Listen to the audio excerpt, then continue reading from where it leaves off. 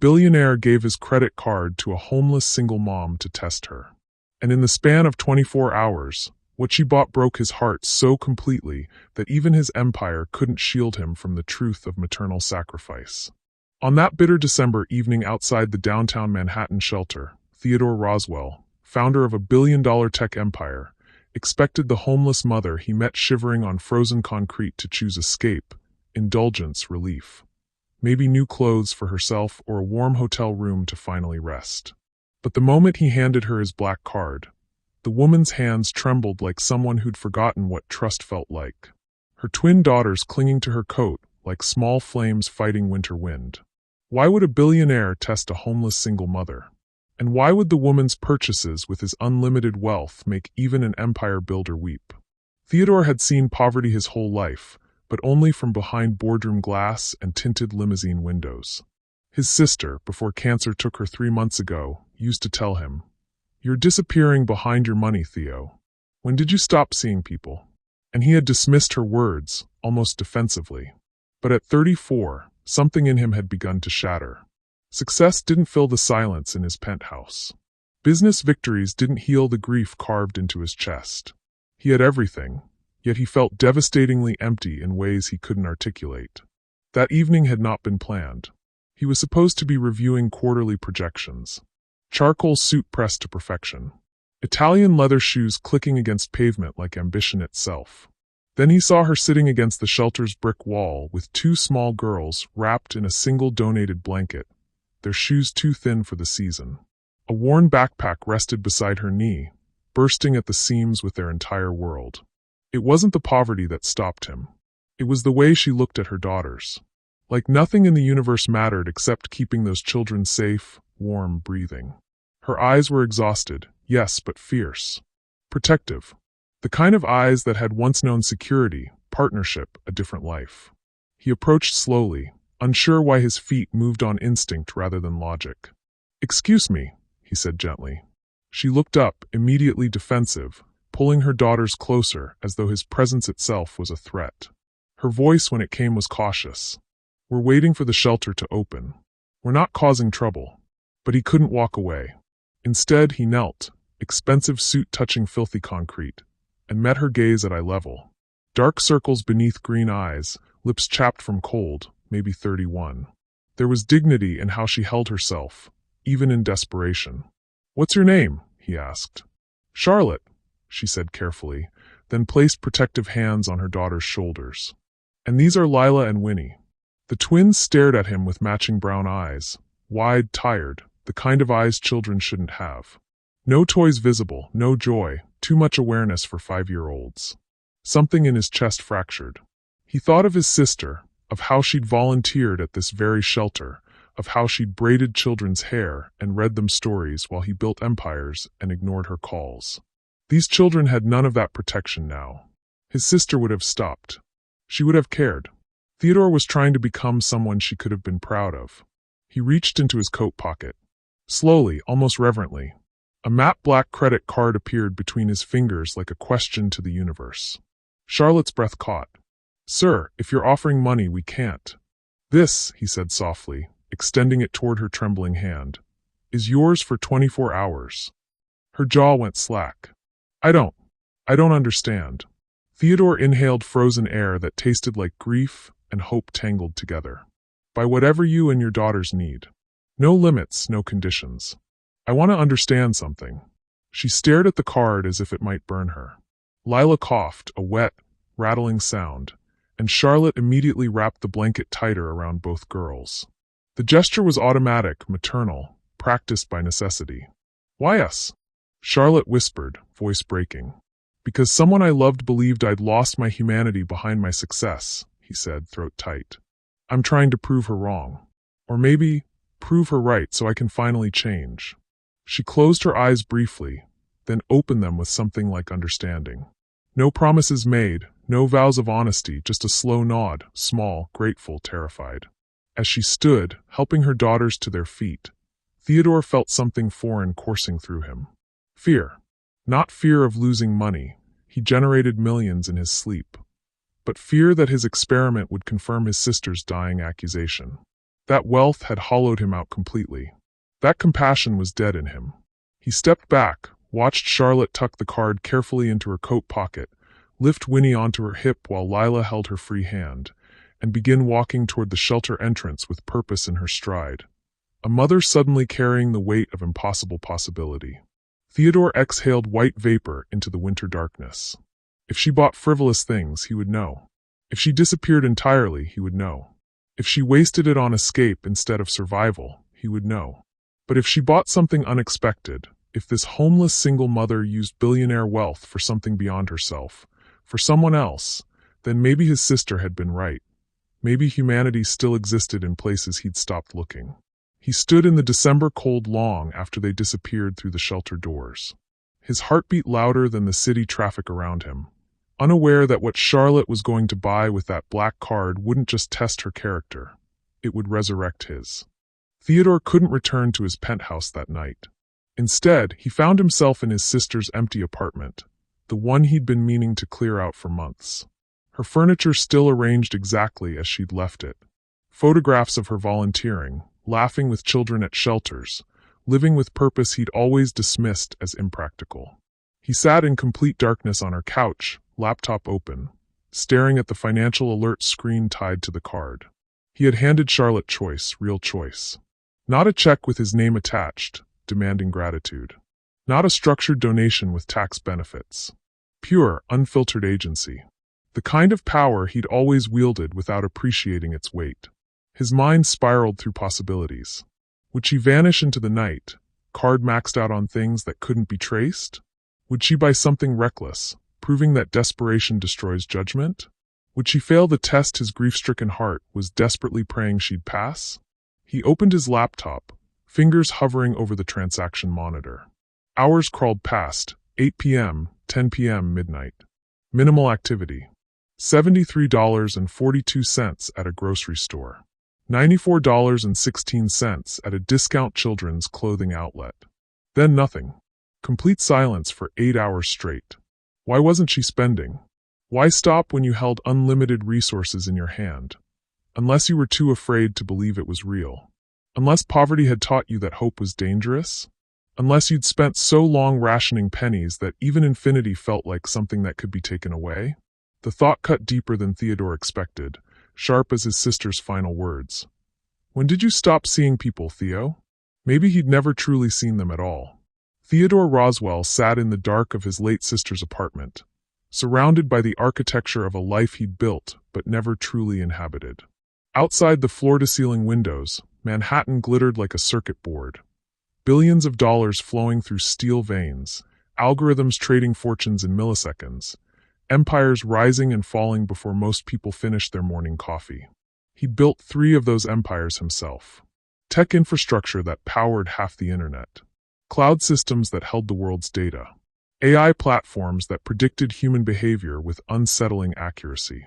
At 34, he was worth $4.7 billion. Forbes called him a visionary. TechCrunch dubbed him the man who sees tomorrow. Financial Times ran a cover story titled Theodore Roswell, Building the Future While Others Sleep. But tonight, 3 months after his sister Catherine died, Theodore couldn't remember the last time he'd actually slept at all. Her apartment still smelled faintly of the lavender soap she'd loved, the scent now mixing with dust and abandonment. He'd been meaning to clear it out for weeks, hire an estate service, box everything efficiently, donate what could be donated, sell what had value. That's how he approached everything. Systems. Processes. Optimization. But every time he stood at her door with his key, something stopped him. Some irrational belief that if he left everything untouched, she might still be here somehow. That cancer hadn't hollowed her out over 18 months. That her last words hadn't been an indictment of everything he'd become. Catherine's photographs covered the walls like accusations. There she was at the downtown shelter, braiding a little girl's hair. There, reading stories to children whose parents couldn't afford books. There, serving meals on Thanksgiving while Theodore had been in Singapore closing a $200 million acquisition. She'd sent him photos from every volunteer shift, every moment of connection, every time she'd chosen people over profit. He'd responded with thumbs-up emojis and "Great Kath," messages sent between conference calls. His laptop sat open on her coffee table, still displaying the financial dashboards he couldn't stop checking.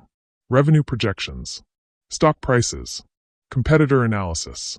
The metrics that measured his worth in numbers that kept climbing while his capacity to feel anything kept plummeting. Theodore's phone buzzed. His COO asking about tomorrow's board meeting. His assistant confirming his 6 a.m. workout session. His publicist sending interview requests from 3 major publications wanting to profile the tech titan who never stops innovating. He silenced them all. Instead, he reached for the small wooden box on Catherine's bookshelf, the one thing he couldn't avoid anymore. Inside, a single letter in her handwriting, written during her final week when morphine made her words shaky, but somehow more honest than anything she'd said when healthy. Theo, I'm not afraid of dying.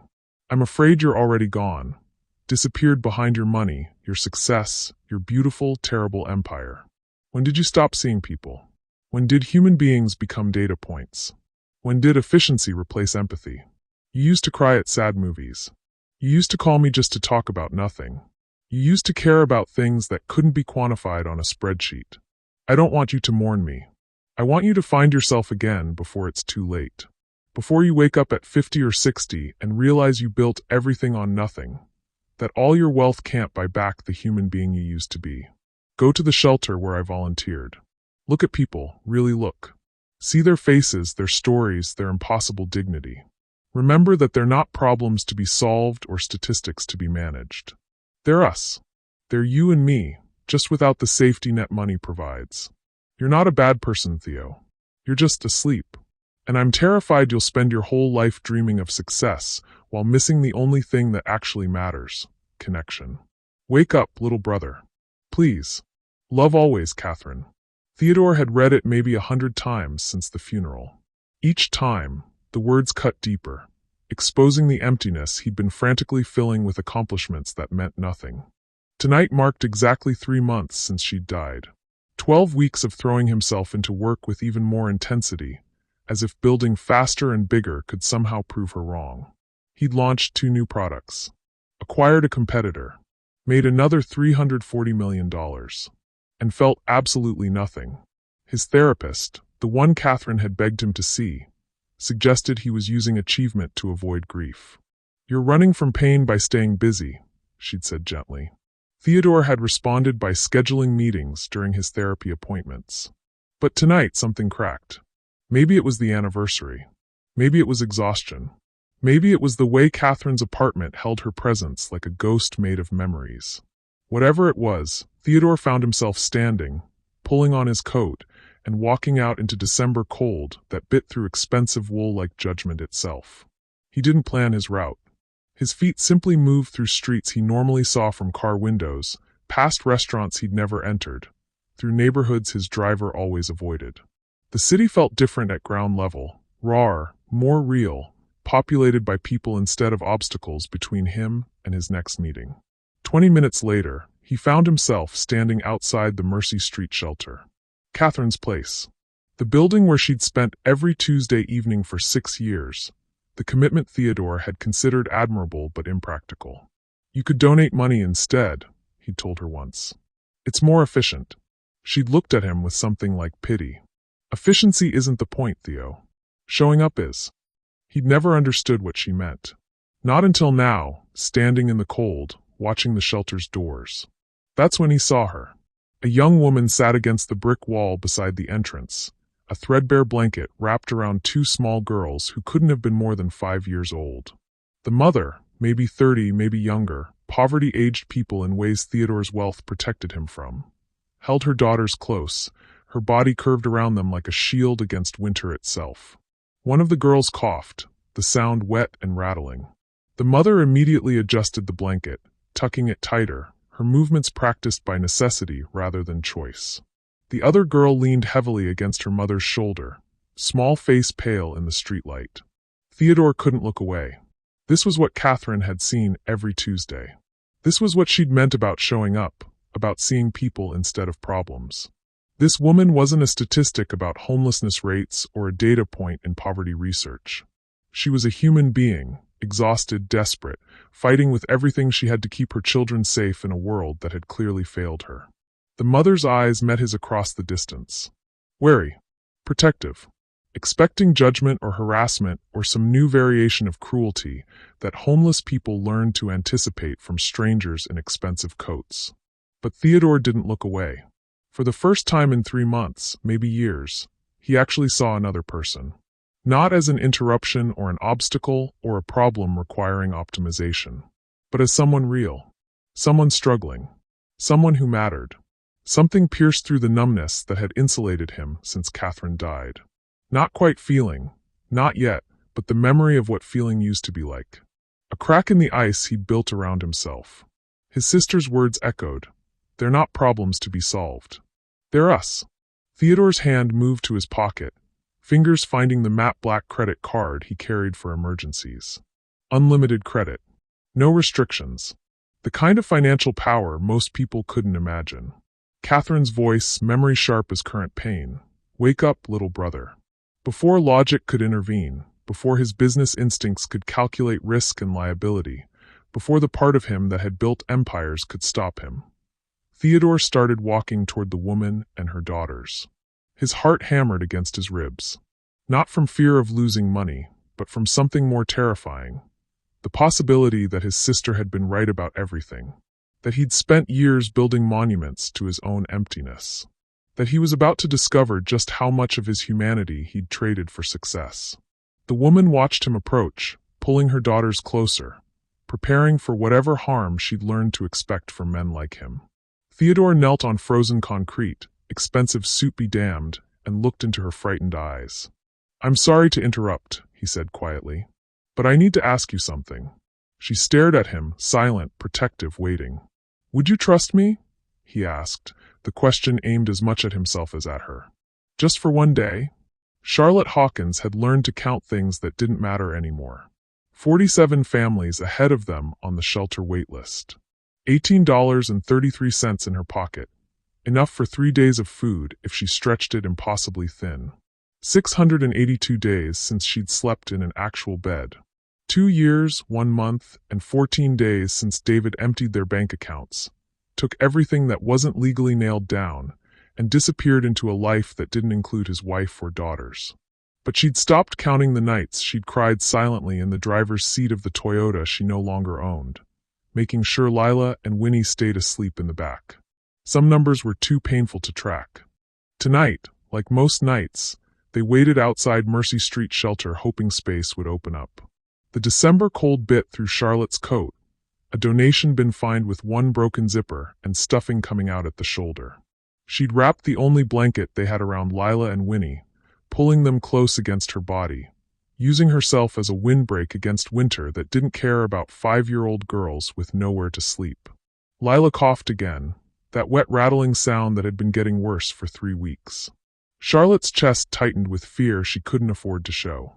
The free clinic had told her it was probably just a cold, but Charlotte knew better. She'd watched Lila grow paler, more tired, eating less despite being constantly hungry. The symptoms matched everything Charlotte had frantically researched on library computers. Anemia, possibly severe. The treatment? Iron supplements, nutritious food, proper medical testing. The cost? Everything Charlotte didn't have. So she rationed adult multivitamins, breaking them into child-sized pieces, mixing them into the cheap peanut butter sandwiches that constituted most of their meals. She let Lila have extra portions from the shelter dinners on nights they got in. She watched her daughter fade a little more each day while pretending everything would be fine. Mothers weren't allowed to fall apart. That was a luxury for people with safety nets. "Mama, I'm cold," Winnie whispered, burrowing deeper against Charlotte's side. "I know, baby." Charlotte adjusted the blanket, tucking it tighter, though there was no more warmth to be found in threadbare fabric. "The shelter will open soon. We'll be warm inside." It was a lie. They probably wouldn't get in tonight. They rarely did. But hope was free, and Charlotte gave it to her daughters as generously as she withheld her own despair. Winnie's small hand found Charlotte's, fingers ice cold. "Tell us about the house again." The house. The life they'd had before everything collapsed. Charlotte swallowed hard against the memory of stability, of rooms that belonged to them, of a future that had seemed secure. It had a yellow door, Charlotte said softly, the story worn smooth from repetition. And a backyard where you two used to play. Remember the swing set? With the slide, Lila added, eyes brightening despite exhaustion. And the sandbox. And your room had stars on the ceiling, Charlotte continued, her voice steady even as her heart broke. The kind that glowed in the dark. What she didn't tell them. How she'd worked 3 jobs to afford that house after David left. Waitressing breakfast shifts, cleaning offices at night, doing data entry on weekends.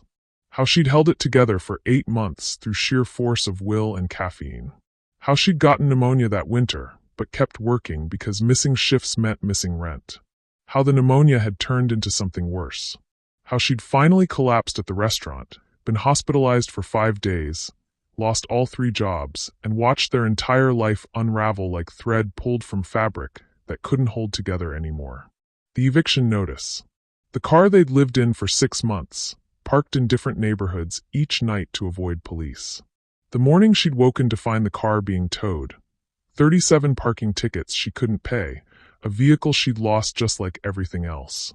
Now they survived on shelter meals when they could get them, food banks when they were open, and the impossible mathematics of stretching nothing into enough. Can we go back to the house? Winnie asked, the question she asked at least once a week. Someday, Charlotte lied, because the truth, that they would probably never have a home again, that the system was designed to keep people like them trapped in poverty's quicksand, was too heavy for children to carry. She started braiding Winnie's hair, fingers working through tangles with practiced gentleness. The motion was meditative, maternal, one of the few ways Charlotte could still provide care that cost nothing. Winnie's dark hair slipped through her fingers, soft despite infrequent washing, still carrying the innocence of childhood that homelessness tried so hard to steal. "You're so pretty, baby girl," Charlotte murmured, securing the braid with a rubber band she'd found on the sidewalk last week. Winnie beamed, touching the braid carefully. "Like a princess?" "Exactly like a princess." Charlotte kissed her daughter's forehead, the gesture automatic and essential as breathing. Lila shifted, leaning heavier against Charlotte's shoulder. "Mama, I don't feel good." Charlotte's hand moved to Lila's forehead. Warm, maybe feverish, impossible to tell accurately in the cold. "I know, sweetheart. Just rest." Fear spiked through her chest. What if Lila got worse? What if the anemia was more serious than Charlotte could treat with ration vitamins and hope? What if she lost her daughter because she couldn't afford basic medical care in the wealthiest country on earth? The thought was unbearable, so Charlotte did what she'd learned to do. She pushed it down, locked it away, and focused on the immediate present. Right now, her daughters were breathing. Right now, they were together. Right now, she was holding them. Tomorrow's disasters could wait until tomorrow. She started humming softly, a lullaby her own mother had sung decades ago, before cancer took her, before Charlotte understood how quickly safety could evaporate. Winnie's eyes drifted closed. Lila's breathing steadied into something resembling rest. Charlotte kept humming, kept holding them, kept being the shelter her daughters needed when the actual shelter had no room. She didn't notice the man watching them at first. Not until his expensive shoes appeared in her peripheral vision, leather polished to mirror brightness. The kind of shoes that cost more than Charlotte had spent on anything in 2 years. Her body tensed automatically. Rich men didn't approach homeless women with good intentions. She'd learned that lesson too many times. She pulled Lila and Winnie closer, preparing for whatever degradation or harassment was coming, ready to protect her daughters with the only weapon she had left, her body between them and harm. But when she looked up, the man's eyes held something unexpected. Not pity exactly, though that was there. Not disgust, which she'd grown accustomed to. Something more complicated. Grief, maybe. Recognition. Like he was seeing something that hurt him to witness. He knelt slowly, deliberately, expensive suit touching filthy concrete without hesitation. The gesture stunned her. Wealthy people didn't kneel for people like Charlotte. They looked down from standing height, if they looked at all.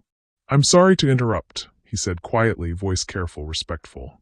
"But I need to ask you something." Charlotte said nothing, every instinct screaming danger, arms tightening around her sleeping daughters. His eyes, dark, haunted, carrying their own weight of pain, met hers with startling directness. "Would you trust me?" he asked. Just for one day? The question made no sense. Trust. Charlotte hadn't trusted anyone since David destroyed her life. Trust was a luxury for people who hadn't been betrayed, abandoned, systematically failed by every institution that promised to help. Trust you to do what? Her voice came out harder than intended, sharpened by 2 years of survival. He reached into his coat pocket, slowly, showing his movements like someone approaching a frightened animal. A black credit card appeared between his fingers, matte, heavy, the kind that signified wealth beyond Charlotte's comprehension. To take this, he said, extending it toward her with a hand that trembled slightly. For 24 hours. Buy whatever you and your daughters need. Food, clothes, medicine, shelter, anything. No limits. No conditions. Charlotte stared at the card like it might bite her. What's the catch? No catch. His voice cracked slightly. I just need to understand something. About kindness. About people. About whether I'm... He paused, swallowing hard. Whether I'm too far gone to be saved. The raw honesty in his admission shocked her more than the offer itself. This wasn't a test or a game. This was a man drowning, reaching for something he couldn't name. Why us? Charlotte whispered, the question emerging before she could stop it. His eyes moved to Lila and Winnie, something breaking across his face. Because someone I loved told me I'd stop seeing people. And when I look at you with your daughters, I see someone who never stopped caring. Even when caring must hurt more than anything. Tears burned Charlotte's eyes, the first she'd let surface in months. She looked at the card, at her daughters, at this stranger who somehow understood that love and pain had become indistinguishable. Her hand, rough from weather and work, reached out slowly. When her fingers touched the card, it felt impossibly heavy, weighted with possibility and terror in equal measure. 24 hours? She confirmed. 24 hours, he promised. Charlotte took the card, her daughters stirring against her, her heart hammering with hope she'd taught herself not to feel. Maybe, just for one day, survival could become something more than merely not dying. Theodore remained kneeling on the frozen concrete long after he should have stood, watching Charlotte's face cycle through disbelief, suspicion, and something that looked painfully like hope trying not to hope. Her daughters stirred against her, Lila coughing weakly, Winnie blinking awake with confused eyes, and Charlotte's arms tightened around them reflexively, the gesture so instinctive it seemed to happen without conscious thought. I don't understand, Charlotte said finally, her voice barely above a whisper. The black card sat in her palm like a foreign object, something from another dimension where impossible things happen to people like her. People don't just... Nobody does this. I know. Theodore's knees ached from the cold seeping through expensive fabric, but standing felt wrong somehow. Like it would recreate the power imbalance he was trying desperately to collapse. I'm not sure I understand it either. Her eyes searched his face, looking for the trap, the hidden cruelty, the punchline to a joke that would humiliate her. Theodore recognized that expression. He'd seen it in board meetings when competitors waited for him to reveal his strategy, certain he was playing chess while they played checkers. But this wasn't business. This was something his sister would have called essential humanity, and he was fumbling through it like a man learning a language he'd forgotten he once spoke. My sister died 3 months ago, he said, the words coming easier than expected. Maybe because Charlotte was a stranger. Maybe because confessing to someone with nothing to lose felt safer than admitting failure to people who measured him by his success. Cancer. She spent her last year volunteering at this shelter, actually. Every Tuesday evening, religiously. Charlotte's expression softened slightly, grief recognizing grief. Before she died, she told me I'd disappeared behind my money. Theodore's throat tightened. That I'd stopped seeing people as people. That I'd become so focused on building empires I'd forgotten how to just be human. Winnie shifted in Charlotte's arms, mumbling something about being cold. Charlotte immediately adjusted the blanket, her attention splitting seamlessly between Theodore's confession and her daughter's needs. The eternal maternal multitasking of survival. I didn't believe her, Theodore continued. Or maybe I did believe her, but I was too afraid to admit it. Too invested in the version of myself that I'd built. The visionary. The success story. The man who turned algorithms into billions. He laughed bitterly, the sound harsh in the winter air. But tonight, standing in her empty apartment reading the letter she left me, I realized she was right. I can't remember the last time I saw someone struggling and actually stopped to care. I've trained myself to look away, to optimize, to treat human suffering as a problem requiring systematic solutions rather than people requiring human connection, Charlotte finished quietly, her words carrying the weight of someone who'd been systematically failed by every system designed to help her. Yes, Theodore met her eyes. Exactly that. Lila coughed again, the sound wet and concerning. Charlotte's hand moved automatically to her daughter's back, rubbing gentle circles while watching Theodore with an expression that was becoming less defensive, more curious. So this is what? Charlotte asked. Penance. An experiment? Some billionaire's guilt trip converted into street theater. The accusation stung because it held truth. Maybe all of those things, Theodore admitted. But it's also, I need to know if my sister was right. If there's still goodness in people that money hasn't corrupted. If kindness still exists in places I've stopped looking. And if I take your card and disappear? Charlotte's voice was challenging, testing. If I max it out on things you'd consider wasteful? If I fail whatever test you're running? Theodore had been prepared for this question.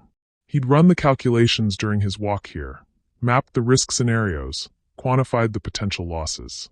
His business mind had created contingency plans, exit strategies, ways to minimize damage. But sitting here on frozen concrete, looking at a mother holding daughters who deserved so much more than the world had given them, all those calculations felt obscene. Then I'll know my sister was wrong about me, he said simply. That I'm exactly the man she feared I'd become. Someone who can't trust, can't give without controlling, can't offer help without strings attached. He paused, surprised by his own honesty. And I'll deserve that truth. Charlotte stared at him for a long moment, her expression unreadable. Behind them, the shelter doors opened briefly, yellow light spilling out as someone entered. The warmth lasted only seconds before the door closed again, sealing out the cold, and everyone still waiting. 24 hours, Charlotte said slowly, testing the words. Unlimited spending. No conditions. No conditions, Theodore confirmed. Buy what you need. What your daughters need. Make whatever choices feel right to you.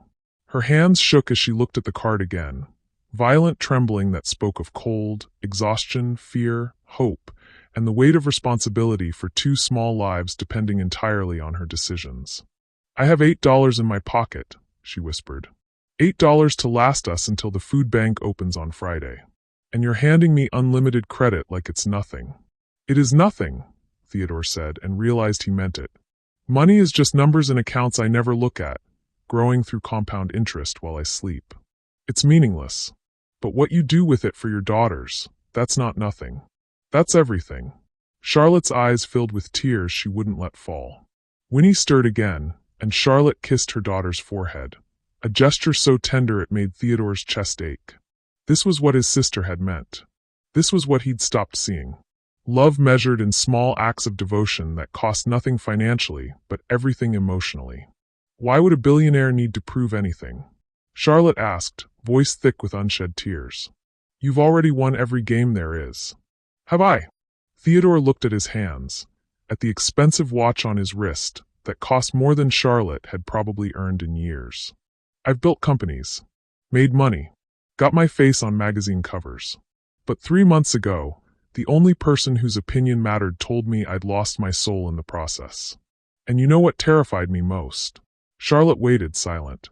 That she was right. That I'd spent so long optimizing my life for success that I'd deleted everything that actually mattered. That I'd become wealthy in every way that doesn't matter and bankrupt in the only way that does. He stood slowly, his knees protesting, and reached into his wallet. A business card emerged, simple, matte black, just his name and a phone number. Take the credit card, he said, placing his business card on top of it in her palm. 24 hours. Use it however you choose. This number reaches me directly. When you're done, or if you need anything, or if you just want to tell me this was the stupidest thing I've ever done, call me. Charlotte looked at both cards, then at her daughters, then back at Theodore. What if I prove your sister wrong? She asked softly. What if I show you that people can be trusted, that goodness still exists, that your faith isn't misplaced? Then maybe, Theodore said, his voice breaking slightly. "I'll figure out how to be human again." Charlotte stood carefully, Lila and Winnie clinging to her like small anchors, keeping her grounded. She tucked both cards into her coat pocket with shaking hands, then met Theodore's eyes with an intensity that felt like a contract being signed. "I'll call you in 24 hours, she said. "And Mr. Roswell? I hope for your sister's sake that you find what you're looking for." She gathered her daughters, picked up their worn backpack, and began walking toward the street. Theodore watched them go, a mother and two small girls disappearing into Manhattan's winter night, carrying his unlimited credit and his desperate hope for redemption. Terror gripped him, visceral and immediate. Not fear of financial loss. He spent more on business lunches than Charlotte could spend in a day. But fear of what her choices would reveal about him. Fear that his sister had been right. Fear that he'd waited too long to wake up. Fear that even if Charlotte showed him goodness, he'd lost the capacity to recognize it. The shelter door opened again. A worker called out names from the wait list. Charlotte's name wasn't among them. Theodore watched her keep walking, daughters in tow, heading toward a night spent somewhere cold and uncertain. He'd given her the power to change that. Now he had to trust she'd use it in ways that would either restore his faith or confirm his sister's worst fears about what he'd become. Theodore exhaled white breath into the darkness, Catherine's letter burning in his memory. "Wake up, little brother. Please." He was awake now. Terrified, vulnerable, completely uncertain. But awake. Theodore couldn't go home. His penthouse felt obscene tonight. Floor-to-ceiling windows overlooking a city where children slept on sidewalks, heated floors imported from Italy. A wine collection worth more than most people earned in a year. So he stayed in Catherine's apartment, surrounded by the ghost of who his sister had been and the accusation of who he'd become. Her laptop sat on the coffee table where she'd left it 3 months ago, password still saved, financial monitoring software already logged into his accounts. He'd set up the alert system years ago, real-time notifications for every transaction across all his cards. Usually he ignored them, numbers flowing past like background noise, meaningful only in aggregate. Tonight, every ping felt like a heartbeat. 8:47 p.m. The first notification arrived. Savimart Grocery, $73.18. Theodore stared at the amount, trying to decode meaning from numbers. $73 at a discount grocery store. He opened a second window, pulled up Savimart's typical pricing. Bulk rice, beans, peanut butter, bread, eggs, milk, fresh fruit if she was lucky. Survival calories stretched across days, maybe weeks if rationed properly. A woman with unlimited credit had bought $73 of groceries. He stood, paced Catherine's small living room, sat back down. His fingers hovered over the keyboard, resisting the urge to track Charlotte's location, to monitor her movements, to control an experiment that required him to surrender control. 9:23 p.m. Another ping. Little Steps Children's Outlet, $94.16. Theodore pulled up their website. Winter coats on clearance, $32 each. Shoes, $15. Probably bought 2 of everything, 1 for each daughter. Clothes that would actually fit, keep them warm, give them dignity that homelessness tried daily to strip away. His chest tightened. These weren't the purchases of someone planning to disappear with his credit card. These were the choices of a mother buying exactly what her children needed, nothing more. 10:15 p.m. Walgreens Pharmacy, $26.83. Over-the-counter medicine, probably. Children's cough syrup, pain reliever, bandages. The first aid kit of people who couldn't afford doctors. Then silence. Theodore refreshed the screen. 10:30 p.m. Nothing. 11 p.m. Nothing. Midnight came and went without another transaction. He sat in darkness, Catherine's photographs watching him from the walls, his laptop screen the only light in the apartment. Why had she stopped spending? His business mind generated hypotheses. She was planning something bigger. Researching expensive purchases. Finding ways to liquidate the card's value into cash. The analytical part of him that had built empires through predicting human behavior offered scenario after scenario of potential betrayal. But another part, smaller, quieter, the part Catherine had tried to keep alive, suggested something different. Maybe Charlotte had stopped spending because it was late. Because her daughters needed sleep. Because even with unlimited resources, a mother's first priority was her children's immediate needs, and those needs had been met for the night. Maybe she was sleeping in a motel room, warm for the first time in months, daughters safe beside her, too exhausted to think about tomorrow. Theodore wanted desperately to believe that version. 1 a.m. He made coffee in Catherine's kitchen, using her French press, her favorite beans still in the freezer. The ritual felt like prayer, like communion with a ghost who'd loved him enough to tell him the truth about himself. Her photographs covered every wall. Catherine at the shelter, braiding a little girl's hair, just like Charlotte had braided Winnie's. Catherine reading to children whose parents worked 3 jobs. Catherine serving Thanksgiving dinner to families who'd lost everything but each other. In every photo, her face held something Theodore had dismissed as naivete when she was alive: joy. Pure, uncomplicated joy from connecting with people who couldn't offer her anything except their humanity. When had he last felt joy that wasn't tied to acquisition? To market victories? To net worth increasing? 2 a.m. Still nothing. Theodore's eyes burned from staring at the screen, his body exhausted, but his mind refusing rest. The silence from Charlotte's card felt like judgment, like the universe holding its breath. 3 a.m. He opened Catherine's journal, the leather-bound one she'd kept beside her hospital bed during her final weeks. His therapist had suggested reading it might help with grief. Theodore had avoided it for 3 months, afraid of what truths it might contain. Tonight, he opened to a random page. Theo called today. 30 seconds between meetings to ask how I was doing. I said fine, because what's the point of telling him I'm terrified? That chemo makes me feel like I'm dissolving from the inside. That I spend every Tuesday at the shelter because these families remind me that losing my hair and my strength isn't the same as losing everything? He wouldn't understand. He's too busy building things to notice what's breaking. Theodore's vision blurred. He turned pages, each entry a catalog of his failures dressed in his sister's gentle disappointment. Saw a young mother at the shelter today with twin girls. They've been on the wait list for 8 months. 8 months. While Theo just bought his 3rd vacation property. I asked him once why he needed 3 homes. He said diversification. I wanted to scream. 4 a.m. 5 a.m. 6 a.m. 8 hours of silence. Theodore's coffee had gone cold. Dawn approached, gray light filtering through Catherine's windows. Another day beginning in a city that never stopped moving. His phone buzzed, his assistant confirming his 8 a.m. meeting.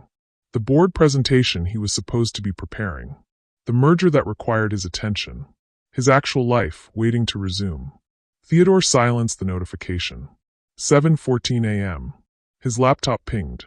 Create Space Art Supply, $31.47. Theodore sat forward, suddenly alert. Art supplies? He clicked through to the store's inventory. Children's watercolors, sketch pads, colored pencils, crayons. Materials for creating, for dreaming, for being a child instead of a survival statistic. A homeless mother had bought her daughter's art supplies. 7:29 a.m. CVS Pharmacy, $28.16. First aid kit, the real kind with antiseptic, gauze, medical tape. Band-aids with cartoon characters. Treating wounds that poverty inflicted daily. 7:43 a.m. NutriCare supplements, $44.99. Theodore researched the store.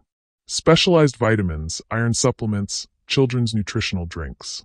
Medical-grade support for bodies struggling with malnutrition. She was treating Lila's anemia. With his money, Charlotte was finally able to buy the medicine her daughter desperately needed. Theodore's throat closed. These weren't frivolous purchases. These weren't the choices of someone abusing his trust. Every transaction told a story of maternal love making impossible calculations. How do I keep them healthy? How do I preserve their childhood? How do I give them medicine, warmth, and dreams when I have nothing? 8:03 a.m. A notification appeared that made Theodore's heart stop. Brooklyn Women's Shelter, $500. He stared at the screen, certain he'd misread. But no, $500 donated to a women's shelter. Charlotte, who'd been homeless for 2 years, who'd spent less than $300 on her own family's needs, had given away $500. Theodore's hands shook as he pulled up the shelter's website. They provided emergency housing for families at risk of separation by child services. Temporary rooms for mothers trying to keep their children safe while navigating a system designed to separate them. Charlotte had donated to save other families like hers. A homeless mother, given unlimited wealth for 24 hours, had chosen to help people worse off than herself. The cynicism Theodore had built like armor around his heart cracked cleanly down the middle. This wasn't the choice of someone corrupted by desperation. This wasn't waste or greed or any of the failures his business instincts had predicted. This was grace. His phone rang, Catherine's number, impossible. But it took him a moment to realize he'd set Charlotte's contact information to display his sister's photo as a reminder of why this mattered. He answered, voice rough from sleeplessness and something that felt dangerously like hope. Mr. Roswell? Charlotte's voice came through tired but steady. It's Charlotte Hawkins. I need to tell you what I've done with your card. Theodore looked at his laptop screen, at the modest purchases that had reconstructed his understanding of human nature. I've been watching the transactions, he admitted. Charlotte, the donation to the shelter. There's a family, she interrupted, words coming fast like confession. A father with 3 kids. Child Services is taking them tomorrow because they're living in a car. I couldn't. I had your card and unlimited money, and I couldn't just walk away knowing I could help them. She paused, and Theodore heard the fear underneath her explanation. The worry that she'd failed his test by caring about someone other than herself. I know that's probably not what you wanted, Charlotte continued, voice small. You gave me the card for my daughters and me, and I used some of it for strangers. If you want it back, I understand. Charlotte, Theodore's voice broke. You donated to a shelter. While homeless yourself, you gave away money to help other families. Silence on the line. My sister was right about everything, Theodore whispered, Catherine's photographs watching him from the walls, her journal open on his lap. People are worth more than their circumstances. Kindness exists in places I stopped looking. And I've been so blind that it took a homeless mother to show me what human goodness actually looks like. He heard Charlotte's sharp intake of breath, the sound of someone who'd expected judgment and received something else entirely. Keep the card, Theodore said. You have 19 hours left. And Charlotte, thank you for reminding me what my sister tried so hard to teach me. When he hung up, Theodore sat in his sister's apartment as morning light filled the room, his carefully constructed cynicism shattered beyond repair, his faith in humanity restored by a woman who had every reason to be selfish and chose grace instead. Catherine's last words echoed, "Wake up, little brother." He was awake now, and what he saw broke his heart in the best possible way. Theodore drove across the city with Charlotte's location glowing on his phone screen. Not surveillance, she'd texted him the address herself after their call, asking if he wanted to see what she'd done with his trust. The budget motel sat on the edge of Brooklyn, the kind of place that charged by the week and asked no questions, where people came when they had nowhere else to go but needed walls and a lock between themselves and the world. The Starlight Motor Inn. Peeling paint, cracked asphalt, a flickering neon sign missing its L. Theodore's car felt obscene pulling into the parking lot, German engineering worth more than the entire building probably generated in a year. He saw Charlotte immediately. She stood in the parking lot helping a man load belongings into a ground floor room. A father maybe 40 years old, exhausted in the way only sustained crisis creates, while 3 children clung to his legs like small anchors. Charlotte carried a garbage bag stuffed with clothes, speaking softly to the man, her movements gentle despite obvious exhaustion. Theodore parked and approached slowly, not wanting to intrude on whatever moment was unfolding. I can't thank you enough, the man was saying, his voice cracking. I've been trying to find shelter for 2 months. The wait lists are so long, and they told me yesterday that if I didn't have housing by tomorrow, they'd take my kids. They'd take my babies because I lost my job and couldn't afford rent. Charlotte set the bag down inside the room, where threadbare carpet and water-stained walls somehow represented salvation. You have 2 weeks, she said firmly. That's enough time to find resources, talk to social services, figure out next steps. Your children stay with you. That's what matters. The man's eyes filled with tears. His youngest child, maybe 3 years old, tugged his shirt. Daddy, is this our house now? For a little while, baby, he whispered, voice breaking. For a little while.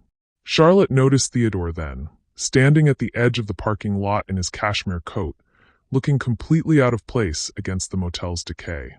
Something flickered across her face, not quite fear, but awareness that this moment of grace was about to be examined, judged, possibly revoked.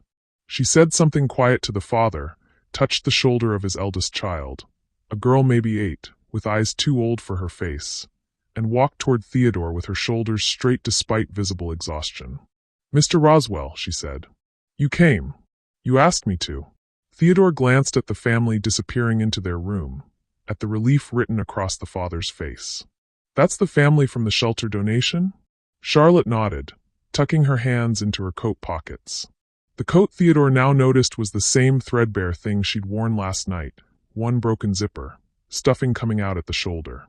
"I saw them at the shelter yesterday morning when I was checking the wait list." He had a notice from Child Services, 72 hours to secure housing, or they'd place his kids in temporary foster care while he found a place. She paused, swallowing hard. They'd separate them. 3 kids split up into different homes, because the system can't handle keeping families together during crisis. "And I had your card with unlimited money, and I couldn't just walk away knowing I could fix this for them." "So you paid for 2 weeks at this motel," Theodore said softly. $500, Charlotte confirmed. "Weekly rate plus deposit. It's not much, but it gives him time. Time to file paperwork, get emergency assistance, prove to Child Services he has housing. Time for his family to stay together."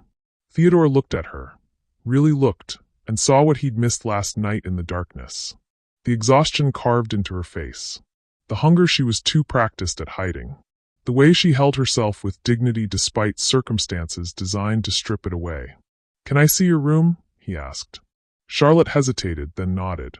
She led him 3 doors down, unlocking number 107 with a key card that probably felt like gold in her pocket.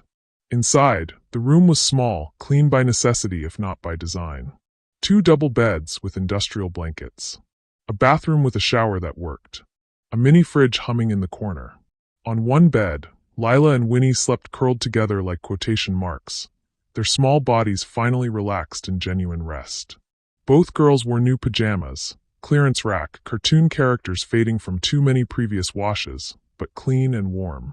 Their faces held peace that children's faces should always hold, but poverty too often steals. Theodore's chest ached looking at them. On the dresser, groceries stood organized with military precision. Bread, peanut butter, bananas, apples, cartons of milk, boxes of cereal. Food that would stretch across days, nutritious and filling. Beside the food, vitamin bottles, children's supplements, iron pills for Lila's anemia, multivitamins to compensate for months of malnutrition. On the chair, clean clothes folded neatly. 2 winter coats, 2 pairs of shoes, packages of socks and underwear still in plastic.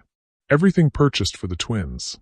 Theodore turned slowly, cataloging what Charlotte had bought with his unlimited credit. Survival for her daughters. Medicine for Lila. Safety for another family. Art supplies so Winnie could still dream. First aid supplies to treat wounds that homelessness inflicted.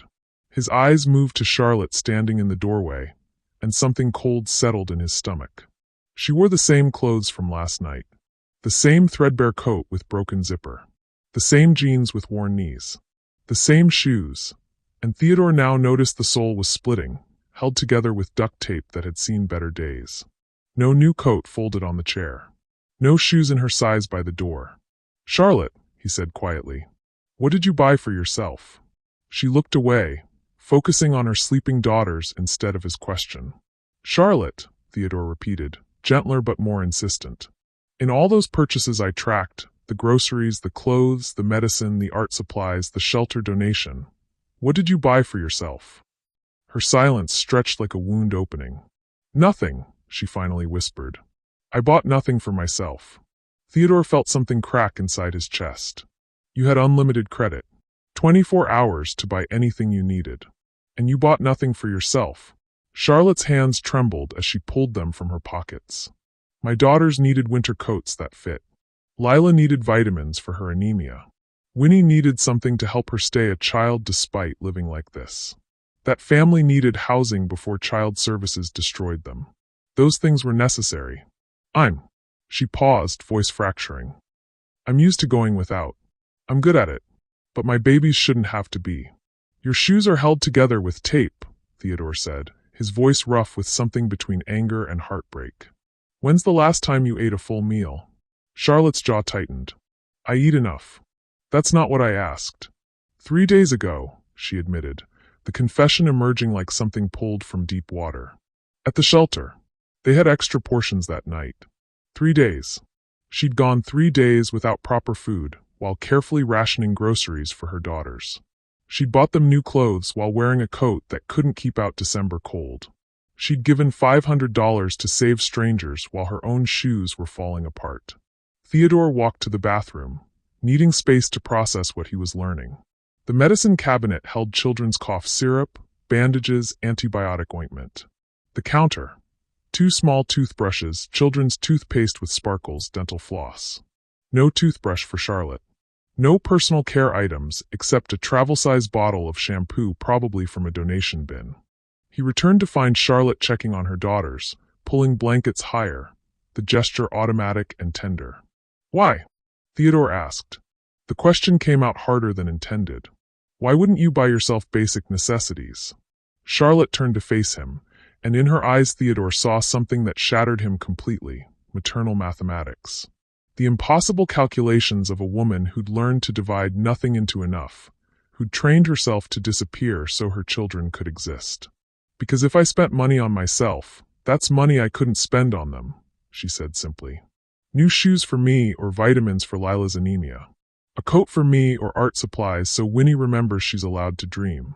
Food for me or helping that family stay together. She smiled, sad and devastating. I've gone 2 years learning to need less, eat less, be less. I'm good at it now. My daughters deserve to need more. They deserve to exist loudly. That father's children deserve to stay with him. Those things matter more than whether my shoes have holes. Theodore couldn't speak. His throat had closed around words that felt inadequate for the moment. He'd built empires on the principle that people acted in self-interest. That given unlimited resources, humans would choose comfort, luxury, escape. Charlotte had been given unlimited wealth and chosen to erase herself so others could be whole. My sister was right, he finally managed. She told me I'd stop seeing people. But Charlotte, you've shown me something she never could have explained. Grace doesn't just exist in poverty. It defines it. You've had nothing and given everything. Charlotte's eyes filled with tears she wouldn't let fall. I didn't do anything special. I'm a mother. It's what mothers do. No, Theodore said firmly. It's what extraordinary people do. And I'm going to make sure you stop disappearing. Starting now. He pulled out his phone and Charlotte stiffened, suddenly afraid this was the moment he'd take it all back. We're getting you shoes that don't have tape holding them together, Theodore said. A proper coat. Food, real food for you. And anything else you need to exist as a full human being, not just a survival mechanism for your daughters. Mr. Roswell, I can't. You can, he interrupted. And you will. Because you showed me what humanity looks like, and I'm going to show you what it means to be seen. Charlotte pressed her hand to her mouth, shoulders shaking with silent sobs she'd held back for too long. On the bed, Lila stirred, mumbling in her sleep. Winnie's small hand found her sister's, even unconscious, seeking connection. And Theodore understood. Charlotte hadn't bought escape with his money. She'd bought love in every form it takes when you have nothing else to give. Winnie woke while Theodore was still processing Charlotte's self-erasure, her small voice cutting through the heavy silence like light through fog. Mama, can I draw now? Charlotte's expression transformed instantly, exhaustion disappearing behind maternal tenderness, fear replaced by gentle encouragement. Of course, baby girl. Let me get your supplies. She moved to the small desk by the window where a plastic bag sat carefully placed, its contents precious despite their modest cost. Charlotte pulled out a sketch pad, a set of colored pencils, watercolors in a tin palette, brushes still in their packaging. She spread them across the floor with the reverence someone else might reserve for priceless artifacts. Winnie scrambled off the bed, her movements careful not to wake Lila, and settled cross-legged on the threadbare carpet. Her small hands reached for the colored pencils with an eagerness that spoke of dreams deferred but not destroyed. Mr. Roswell, Charlotte said quietly, gesturing for Theodore to sit in the room's single chair. This is why I bought the art supplies. Theodore sat, watching as Winnie selected a pencil, yellow, bright as hope, and began sketching on fresh white paper with the focused intensity of someone much older than 5. Her tongue peeked out slightly as she concentrated, small fingers gripping the pencil with practiced determination. Charlotte knelt beside her daughter, not interrupting, just bearing witness. Winnie's wanted to be an artist since she was 3 years old, she whispered to Theodore. Before we lost everything, I'd buy her those cheap coloring books from the dollar store. She'd spend hours filling them in, making up stories about every picture. On the floor, Winnie's drawing began to take shape. A house, not the simple square with triangle roof that most children drew, but something more detailed. Windows with curtains, a door with a doorknob, flowers in a garden that existed only in imagination. When we became homeless, I couldn't afford art supplies anymore, Charlotte continued, her voice thick with guilt that didn't belong to her, but she carried anyway. Everything went to food, to keeping them warm, to survival.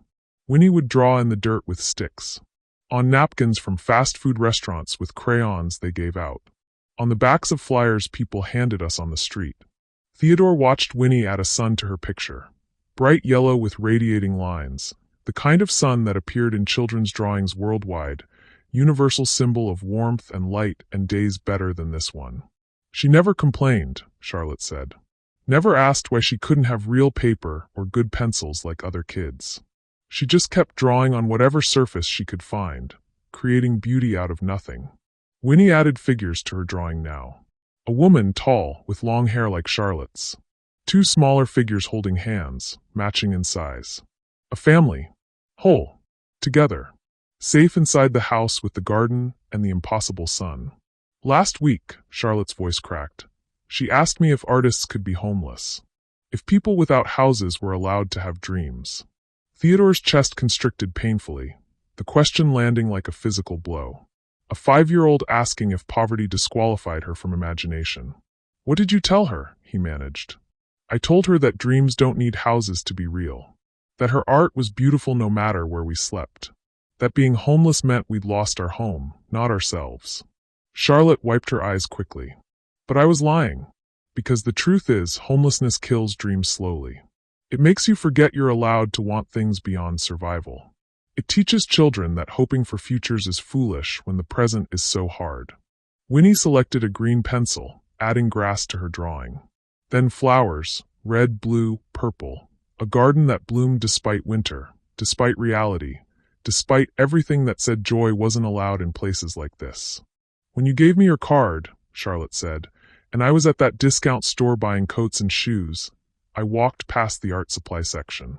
They had a sale, sketch pads, colored pencils, watercolors. $31 for everything.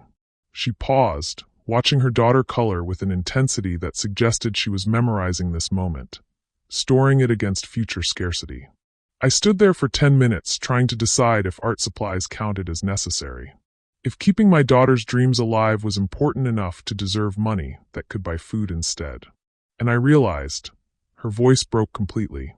I realized that if homelessness took Winnie's art from her, took her ability to imagine better worlds, then we'd lost more than our house. We'd lost the part of her that makes her Winnie. Theodore couldn't speak. His throat had closed around words that felt inadequate. So I bought the art supplies, Charlotte finished. Because $31 to let my daughter remember she's allowed to dream felt like the most necessary purchase I could make. Winnie held up her drawing, beaming. Mama, look. It's our house. It's beautiful, baby, Charlotte said, her voice steady despite tears streaming down her face. Tell Mr. Roswell about it. Winnie turned to Theodore, her small face bright with pride and innocence that homelessness hadn't yet stolen. This is where we're going to live someday. It has a big garden with lots of flowers. And windows in every room, so the sunshine comes in. And see this. She pointed to a small square she'd added to the house. That's my art room where I can draw every day. It's perfect, Theodore said, his voice rougher than intended. You're a real artist, Winnie. Her smile could have powered the city. Mama says artists see the world different. They see what could be, not just what is. What could be, not just what is. The words settled into Theodore's chest like revelation, like indictment, like everything his sister had tried to tell him about the difference between existing and living. Charlotte had used his unlimited wealth to buy her daughter $31 worth of art supplies, so she could imagine a world where homeless children had art rooms and gardens and sunshine. Not to escape reality, but to remember that reality could change. That dreaming was itself an act of resistance against circumstances designed to crush hope. On the bed, Lila stirred, sitting up slowly. Her face was pale, dark circles under her eyes more pronounced in morning light. She looked at Theodore with curiosity but no fear, then at her mother with the kind of trust that broke hearts. "Mama, I'm hungry," she said softly. Charlotte immediately moved to the mini-fridge, pulling out milk, a banana, the good cereal she'd bought. "I know, sweetheart. I'll make you breakfast." She poured cereal into a plastic bowl, one of two she'd bought for 29 cents each, added milk carefully, handed it to Lila with a napkin and a spoon. "Lila has anemia," Charlotte said to Theodore as her daughter ate slowly, methodically. "I figured it out about 4 months ago. She stopped being able to play, got exhausted walking short distances, started bruising easily." Theodore watched Lila eat, each bite deliberate, the movements of a child whose body was fighting battles she couldn't name. "The free clinic told me it was probably iron deficiency," Charlotte continued. "They said she needed supplements, iron-rich foods, proper nutrition. They gave me a prescription for iron pills and told me to fill it at any pharmacy." Her laugh was bitter. As if homeless people just have pharmacies they visit regularly. As if prescription medications are something you can afford when you're choosing between food and survival. "What did you do?" Theodore asked, though he suspected he knew the answer. "I bought adult multivitamins, the cheapest I could find, and broke them into child-sized pieces. Mixed them into her food when I could. Gave her extra portions at shelter meals, hoping protein would help. Prayed a lot that rationing vitamins designed for adults wouldn't hurt her worse than the anemia already was." Charlotte knelt beside Lila, brushing hair from her daughter's forehead with infinite tenderness. "With your card, I finally bought proper children's supplements. Iron pills formulated for kids. Multivitamins with the right dosages. Nutritional drinks that are supposed to help with anemia recovery. $45, Theodore said, remembering the transaction. $45, Charlotte confirmed. "I had unlimited credit, and I bought $45 worth of medicine because even with infinity, I'm so used to making pennies stretch that I couldn't imagine spending more. I stood in that store calculating which supplements offered the most value, which brands had the best price per dose, trying to optimize poverty thinking even when poverty wasn't a constraint anymore." She looked at Theodore, her expression devastated. "That's what homelessness does. It trains you to think small, to believe you don't deserve abundance, to calculate suffering in acceptable increments because you've forgotten what it feels like to have enough." Lila finished her cereal, handed the bowl to her mother with a small smile. "Thank you, Mama. Always, baby." Charlotte kissed her forehead. "How do you feel?" "Tired," Lila admitted. "But the medicine helps. My tummy doesn't hurt as much." Theodore watched Charlotte's face, the relief, the guilt, the exhaustion of a woman who'd spent months watching her daughter fade because she couldn't afford $45 worth of vitamins.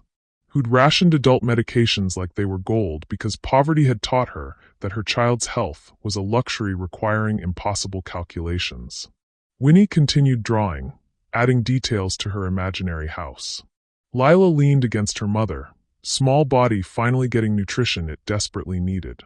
Charlotte held them both, her threadbare coat still on because the motel heater barely worked, her splitting shoes still on her feet because she'd bought them winter coats instead. And Theodore understood with crushing clarity. Charlotte hadn't just bought art supplies and vitamins with his card. She'd bought the possibility that her daughters could exist as full human beings, dreaming, healthy, allowed to need things beyond mere survival. She'd bought them permission to be children again, even if just for a moment. Even if just for $76.46. Theodore was asking Charlotte about her plans for the remaining hours on the card when he noticed her hand gripped the doorframe tightly, knuckles white with sudden pressure. Her face had gone pale beneath the exhaustion, a sheen of sweat visible on her forehead despite the room's chill. "Charlotte," he said, standing quickly. She swayed, her body tilting like a tree in wind, and Theodore moved on instinct. He caught her before she hit the floor, his hands gripping her shoulders, feeling how thin she was beneath the threadbare coat, all bone and determination with nothing left to cushion either.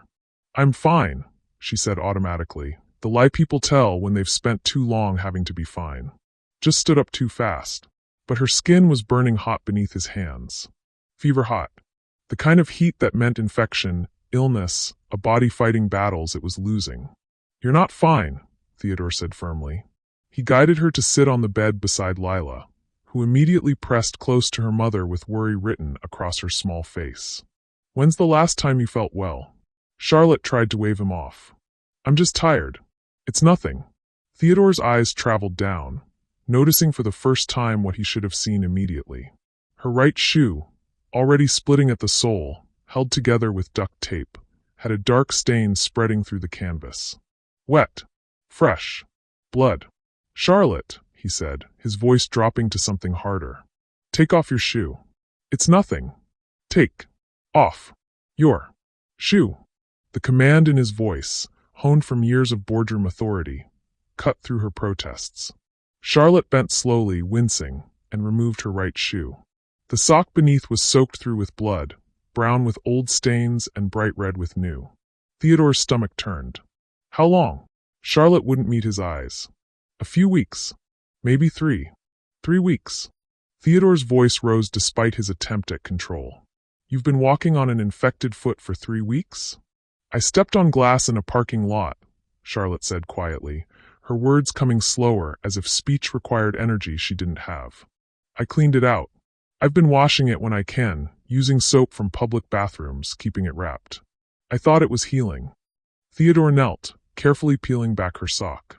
What he saw made his medical ignorance irrelevant. Anyone could recognize this level of wrong. The wound on her heel was infected badly, the surrounding skin red and swollen, angry lines of inflammation spreading up toward her ankle. The unmistakable signs of an infection that had moved beyond local and was becoming systemic. Sepsis. The word appeared in Theodore's mind from some half-remembered article about medical emergencies. Infection spreading through the bloodstream. Deadly if untreated. "We're going to the hospital," he said, standing. "Right now. I can't afford." "I don't care what you can afford. You're going to the hospital." Lila started crying suddenly. Not the simple tears of a child who'd bumped her knee, but something deeper. A knowing, exhausted grief that said she'd watched this coming for weeks. That she'd seen her mother deteriorating and been helpless to stop it. "Mama's sick," Lila sobbed, the words torn from some place of accumulated fear. "She's been sick and she won't go to the doctor, and I'm scared she's going to." She couldn't finish the sentence. Didn't have to. Charlotte reached for her daughter with shaking hands. "Baby, I'm okay." But she wasn't okay. As Theodore watched, Charlotte's eyes rolled back slightly, her body swaying again even while sitting. "Winnie," Theodore said, his voice sharp with command that got the 5-year-old's attention immediately. "Put your shoes on. We're taking your mama to the hospital." "I can't leave them," Charlotte protested weakly. "I can't take them to a hospital and sit in an emergency room for hours with no." "You can and you will," Theodore interrupted. He pulled out his phone, dialing his assistant. "Janet, I need you at the Starlight Motor Inn in Brooklyn. Room 107. Immediately. You're watching 2 little girls for a few hours." Charlotte tried to stand, nearly collapsed again. Theodore caught her, this time lifting her entirely, shocked at how light she was, how little remained of her beneath layers and determination. She weighed maybe 110 pounds. A woman running on empty for so long she'd forgotten what full felt like. "Put me down," she said, but her voice had no strength behind it. "No." Theodore carried her toward the door while Winnie scrambled into her new shoes and coat, crying silently in the way children cry when they're trying to be brave. Lila held Winnie's hand, both girls following Theodore out into the parking lot where his car waited like a chariot from another dimension. Luxury so extreme it seemed obscene against the motel's decay. Janet arrived in 12 minutes, Theodore's most trusted assistant appearing in her own car, asking no questions when he handed her his credit card and pointed to 2 terrified little girls who needed breakfast, comfort, and someone to tell them their mother would be okay even if he wasn't sure that was true. Charlotte protested the entire drive to Manhattan Grace Hospital, her arguments getting weaker as fever pulled her toward unconsciousness. Theodore drove faster than legal, safer than reckless, his hands gripping the wheel with the same intensity he'd once reserved for hostile takeovers and market crashes. This mattered more than any of those had. The emergency room staff moved with efficient urgency when they saw Charlotte's condition. A doctor appeared, Dr. Sarah Liu, her badge red, with kind eyes that had seen too much suffering and still managed compassion. Theodore explained in fragments. Homeless 3 years, infected foot, untreated for weeks, fever, collapsed. They took Charlotte back immediately, leaving Theodore in a waiting room that smelled of antiseptic and desperation. Surrounded by other people experiencing their own crises, their own moments when bodies gave out from carrying too much for too long. He sat in a plastic chair that cost probably $10 wholesale, in a hospital where his company's software managed patient records, and realized he'd never actually sat in a waiting room before. He'd been in hospitals, visiting Catherine during her treatment, his father after his heart attack, but always in private rooms, VIP suites, places where wealth insulated him from the reality of waiting without control.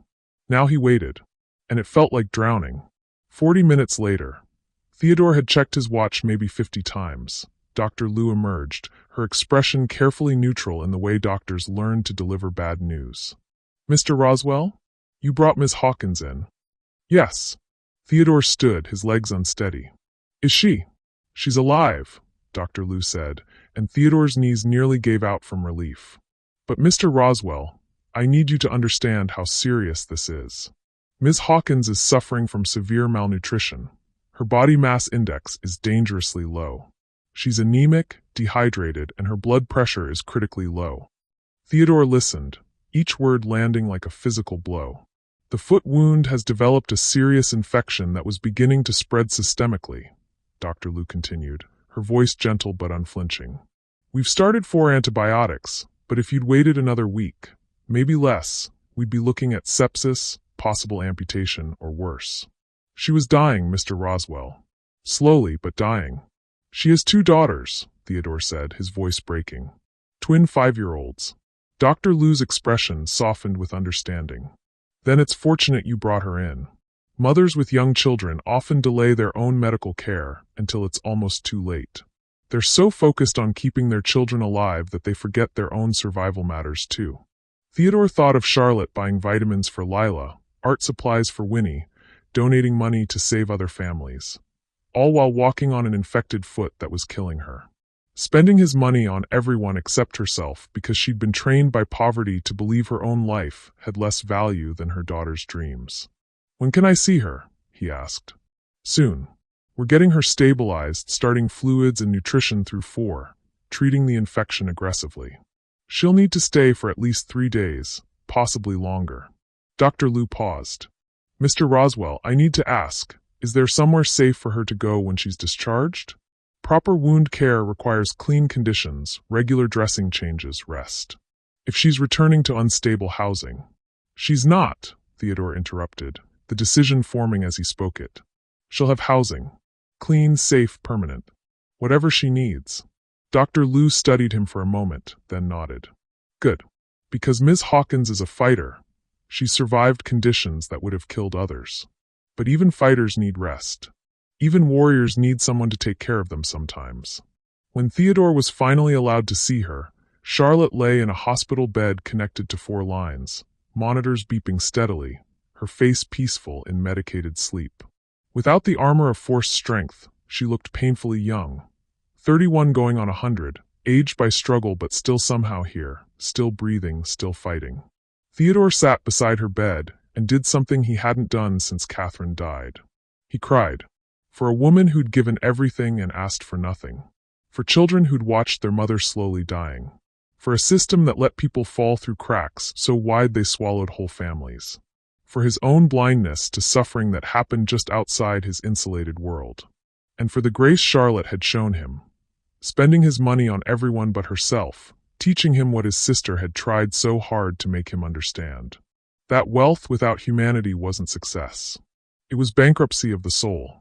Charlotte woke on her 2nd day in the hospital to find Theodore sitting beside her bed, laptop open, surrounded by papers and architectural drawings that made no sense to her fever-clouded mind. "You're still here," she said, her voice rough from antibiotics and exhaustion. Theodore looked up, relief washing across his face. "You're awake. How do you feel?" "Like I got hit by a truck made of consequences." She tried to smile, but her body hurt in ways that suggested she'd been closer to death than she'd realized. "Where are Lila and Winnie?" "With Janet, my assistant. They're fine. She took them to the Central Park Zoo yesterday, then to a children's museum. They had lunch at a place with pancakes shaped like animals. Winnie drew pictures of penguins for you." Theodore held up his phone, showing photos of her daughters smiling, actually smiling, their faces holding joy instead of survival. Charlotte's eyes filled with tears. "They look happy." "They are. And they miss you, but they're safe." Theodore set his phone down, his expression shifting to something more serious. "Charlotte, we need to talk about what happens when you're discharged." Here it comes, Charlotte thought. The moment when gratitude became obligation, when rescue revealed its price. "I understand if you need the motel room back. I can figure something out." "No," Theodore interrupted gently. "That's not what this is. I'm not taking anything back. I'm asking if you'll let me help build something forward." He turned his laptop screen toward her. Architectural renderings of an apartment, 3 bedrooms, large windows, a kitchen with actual counter space.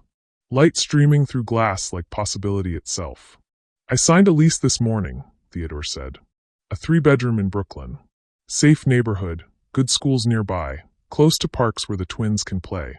It's yours for 2 years, rent paid in full." Charlotte stared at the screen, unable to process what she was seeing. "I can't accept." "It's not charity," Theodore said firmly. "It's an investment. In you, in your daughters, in the work I'm hoping you'll help me do." He pulled out another document, something official with legal letterhead. "While you've been recovering, I've been establishing something my sister wanted for years. A foundation focused on keeping homeless families together. Not shelters with waitlists. Not temporary housing that separates parents from children. Real support, housing, healthcare, job placement, childcare, legal advocacy. Everything families need to escape poverty instead of just surviving it." Charlotte's heart hammered against her ribs. "Theodore, I don't understand." "The Catherine Roswell Foundation for Family Preservation," he continued, his voice thick with emotion.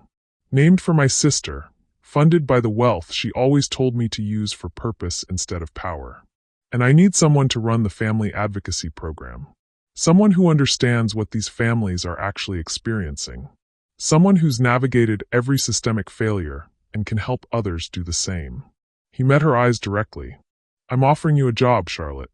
Not because I feel sorry for you, but because you're the most qualified person I could imagine. You've kept your family together through impossible circumstances.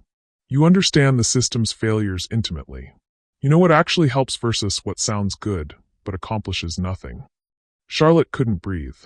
A job. An apartment. A future that extended beyond next week's survival. "I can't pay you what you're worth," Theodore said with a slight smile. "But I can offer you $65,000 a year to start, full benefits, childcare stipend, flexible hours so you can be present for your daughters.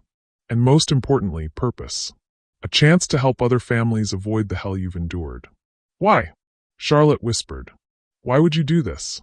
Theodore's eyes glistened. "Because you showed me what my sister spent her last year trying to teach me. That people aren't problems requiring optimization. That humanity matters more than efficiency. That seeing each other, really seeing, is the only thing that actually counts." He reached for another folder, this one containing medical reports. "I've arranged comprehensive health care for all 3 of you. Lila's anemia will be properly diagnosed and treated by a pediatric hematologist. Winnie gets regular checkups, dental care, everything she needs. Your infection is being treated aggressively, and you'll have wound care supervision until you're fully healed." Charlotte's tears fell freely now, months of held-back grief pouring out. "When you're discharged in 3 days," Theodore continued softly, "you'll go home, to an actual home, not a motel or a car or a shelter waitlist. The apartment is furnished. Beds for the girls, a bed for you. A kitchen stocked with food. Clothes that fit. Everything you need to stop surviving and start living. I can't repay you," Charlotte said, her voice breaking. I'll never be able to repay you for this. Theodore leaned forward, his expression intense. Charlotte, you already have. My sister's last words to me were that I'd disappeared behind my money, that I'd stopped seeing people. I didn't believe her then, but she was right. I'd become so focused on building empires that I'd forgotten what they were supposed to be for. He paused, swallowing hard. You took my credit card, unlimited wealth, and you spent it on vitamins for your daughter's anemia. Art supplies so Winnie could keep dreaming. Safety for a family about to be separated. You gave money away while homeless. You bought nothing for yourself while walking on an infected foot that was killing you. His voice cracked. You showed me grace I didn't deserve. You taught me that humanity exists in places I'd stopped looking. You proved my sister right about everything. That kindness matters more than success, that seeing people is more important than quarterly earnings, that connection is the only currency that actually counts. Charlotte reached for his hand, gripping it tightly despite 4 lines and exhaustion. Your sister sounds like she was extraordinary. She was, Theodore agreed. And she'd be proud of what we're going to build. Not a system that processes homeless families like problems needing solutions, but a foundation that sees them as people deserving dignity, agency, and real pathways forward. He pulled out one more document, an employment contract with her name typed at the top. This isn't rescue, Charlotte. It's partnership. I have resources, but no understanding of what families actually need. You have understanding, but no resources. Together, we can build something that actually matters. Something Catherine would have loved. Charlotte read through the contract with trembling hands. Family Advocacy Director. $65,000 annual salary. Full benefits. Start date flexible based on medical recovery. Job description. Help homeless families navigate housing, employment, healthcare, and legal systems. Provide peer support and advocacy. Design programs based on lived experience. I don't have a college degree, Charlotte said quietly. I dropped out when I got pregnant with the twins. I'm not qualified for this. You have a degree in surviving the unsurvivable, Theodore said firmly. You're overqualified. Those families don't need someone with a social work credential who's never missed a meal. They need someone who understands what it feels like to ration vitamins and choose between your children's dreams and your own life. He stood, moving to the window where Manhattan stretched beyond the glass. The city that had failed Charlotte while enriching him, that held both their stories in its complicated heart. My sister volunteered at that shelter every Tuesday for 6 years, Theodore said. She'd come home and tell me stories about the families she met, their resilience, their dignity, their impossible choices. I'd listen while checking stock prices. I'd nod while thinking about my next acquisition. I heard her words but never actually listened. He turned back to Charlotte. You made me listen. Not with words, but with actions. You showed me what love looks like when it costs everything. What grace means when you have nothing. What humanity is when the world stripped away everything except character. Charlotte pressed the contract to her chest, overwhelmed. When do I start? Whenever you're ready, Theodore said. First you heal. You spend time with your daughters in your new home. You remember what stability feels like. Then, when you're ready, you help me build something that ensures other families don't have to go through what you did. Not charity, Charlotte repeated, understanding finally settling into her bones. Not charity, Theodore confirmed. Purpose. For both of us. I get to honor my sister's memory by becoming the person she believed I could be. You get to transform your suffering into systematic change. And families like yours get advocates who actually understand their reality. Charlotte looked at the contract, at the apartment renderings, at Theodore's face holding something she recognized. The desperate hope of someone trying to earn redemption through action. Your sister was right about you, Charlotte said softly. You hadn't disappeared completely. You just needed someone to show you the way back. Theodore's eyes filled with tears.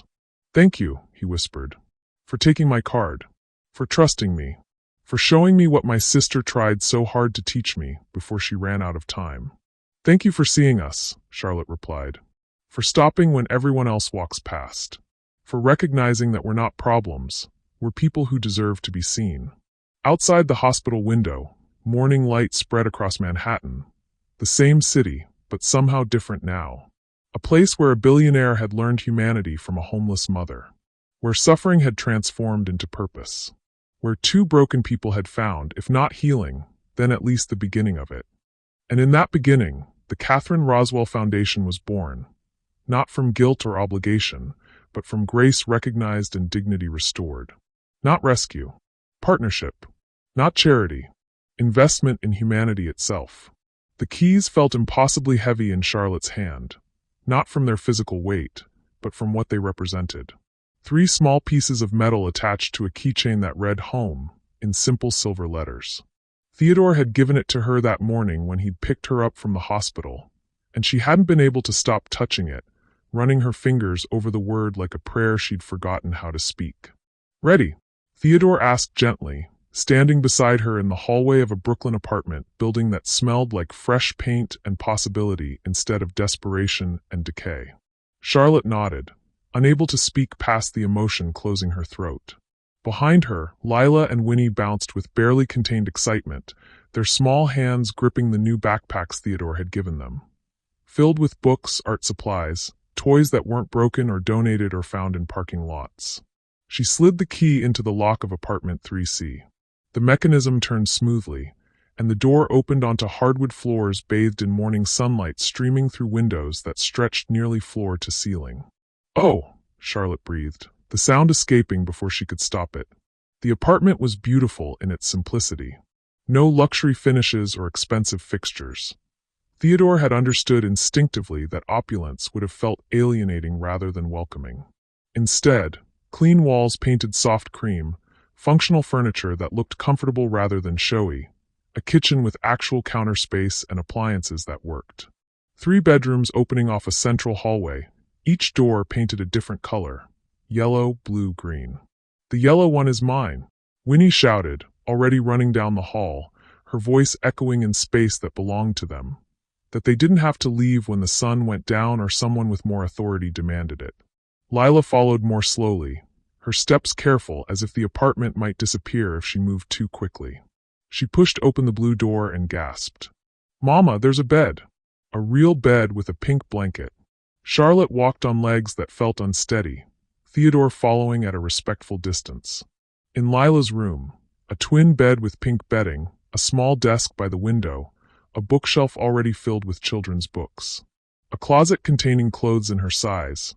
Nothing designer, just clean clothes that fit, that were hers.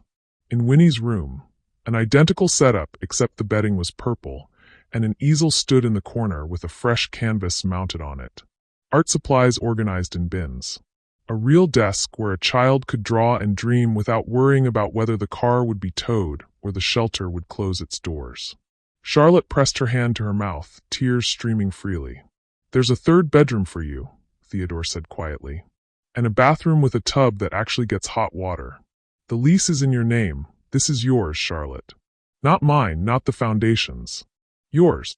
She walked to her bedroom, hers a concept that still felt foreign, and found a queen bed with simple white bedding, a dresser, a closet containing clothes in her size. Practical clothes for work, comfortable clothes for home, a coat that would actually keep out winter cold. On the dresser, a framed photograph she recognized from Theodore's phone. Catherine at the homeless shelter, braiding a little girl's hair, her face holding that uncomplicated joy Theodore had described.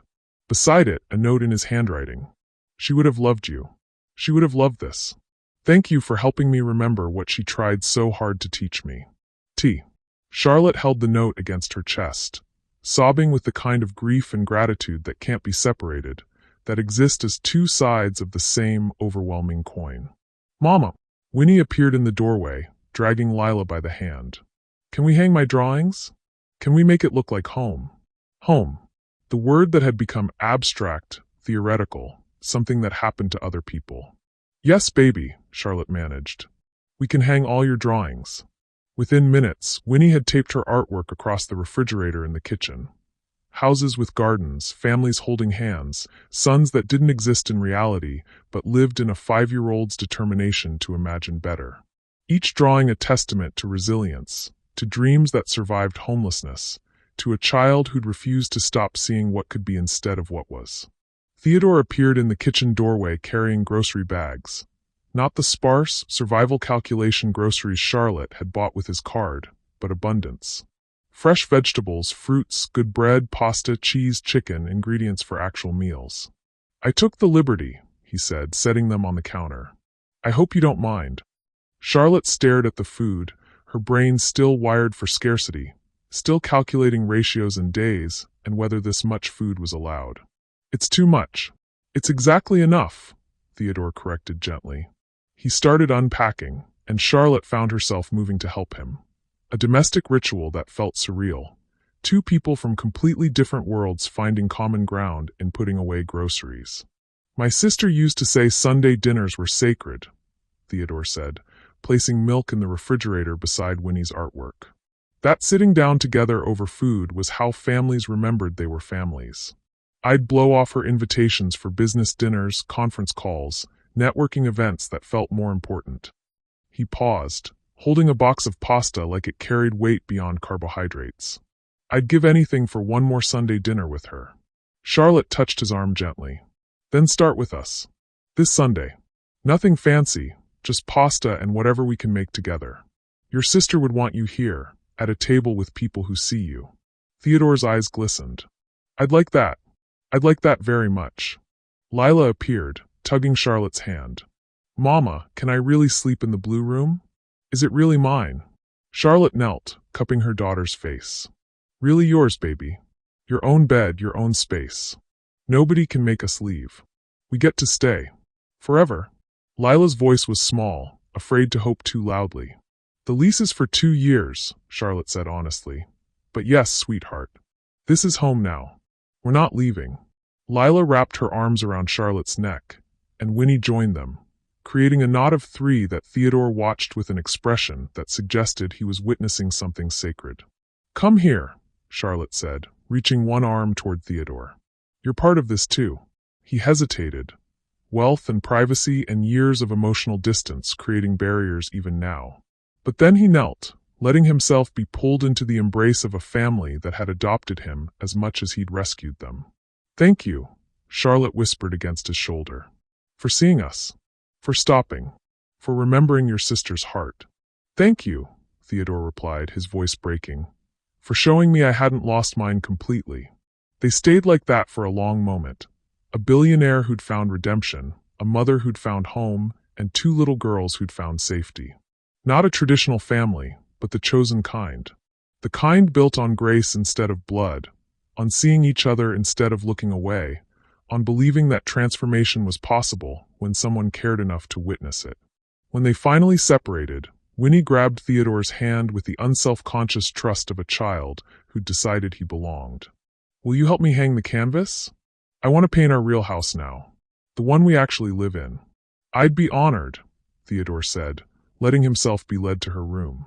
Charlotte stood in the kitchen, surrounded by food she didn't have to ration, in an apartment she didn't have to leave, with daughters who could finally exhale.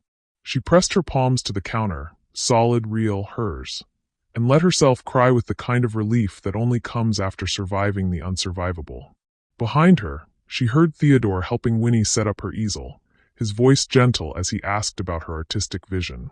Heard Lila testing her bed, the springs creaking with the sound of a child finally able to rest. Heard, for the first time in 2 years, the sound of her family existing without fear. This was what Theodore's test had actually been about, Charlotte realized. Not whether she would waste his money or honor his trust, but whether he could still recognize humanity when he saw it. Whether privilege had destroyed his capacity for connection. Whether his sister's faith in him had been justified. She'd bought vitamins and art supplies and donated to a shelter and nearly died from self-neglect. Not to pass a test, but because that's who she was. A mother who'd learned to survive by disappearing so her children could exist. And Theodore had seen her. Really seen her. The way his sister had begged him to see people before she ran out of time to teach him. In the living room, afternoon light painted golden rectangles across hardwood floors. Winnie's laughter echoed from her bedroom. Lila called out asking if she could arrange her books by color. Theodore's deeper voice responded with patience and genuine interest. Charlotte closed her eyes, letting the sounds wash over her. This was home. Not the physical space, though that mattered, but this. The presence of people who believed she deserved to exist as a full human being, who saw her daughters as children worthy of dreams, who understood that family wasn't just blood, but the people who showed up when everything else had fallen away. Sunday dinner would be simple. Pasta, salad, bread, laughter around a table that belonged to them. Theodore would come, bringing stories about his sister and slowly learning how to be part of something that couldn't be optimized or quantified. Charlotte would cook without calculating survival ratios. The twins would eat without fear that food would run out. And maybe slowly, they'd all learn what Charlotte had tried to teach Theodore with his own credit card. That wealth isn't measured in bank accounts, but in the courage to see each other. That home isn't a building, but the presence of people who believe you deserve to bloom. That spring isn't just a season. It's what happens when someone loves you enough to witness your winter and stay anyway. The test had never been about Charlotte's character. It had been about Theodore's transformation from empire builder to human being. From someone who'd disappeared behind money to someone who'd finally found his way back. And what she'd bought with his credit card hadn't just broken his heart. It had rebuilt him entirely, proving his sister right about everything. We're not truly alive until we see each other. And in seeing, we become whole.